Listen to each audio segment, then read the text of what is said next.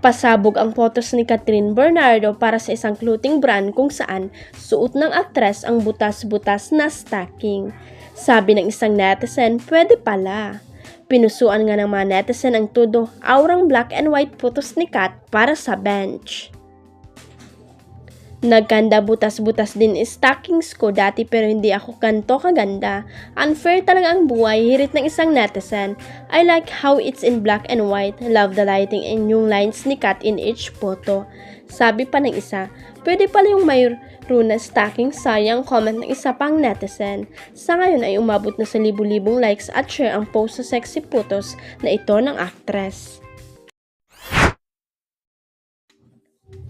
May pasaring ba ang kapatid ni Andy Eigenman na si Stevie kay Derek Ramsey? Ikinunik ng mga netizen ang nirepost niya na meme sa Mr. na Ellen Adarna na how can you talk if you have not got a brain? I don't know but some people without brains do an awful lot of talking, don't they? Maalalang nagpost ng sunod-sunod na si Andy matapos makipag-matching tattoo ang partner na si Pilmar Alipayo sa BFF niyang si Pernella Zua. Nasaktan ang inactive actress sa ginawa nito at nabetray raw siya nito. Pero matapos ang kaguluhan nila ay agad ding nagkaayos ang dalawa kung saan sinabi ni Pilmar na okay na raw sila at makikita na magkasama na silang kumain kasama ang mga anak. Makikita rin sa mga post nila ang pagdalaw ng kapatid ni Andy na si Stevie sa Siargao kasama ang grandparents nilang sina Eddie Misa at Rosemary Hill. Kasunod naman ito ay galit at gigil si Derek Ramsey sa dalawa at nagpa-interview pa dahil sa ginawa sa matalik niyang kaibigan na si Pernella.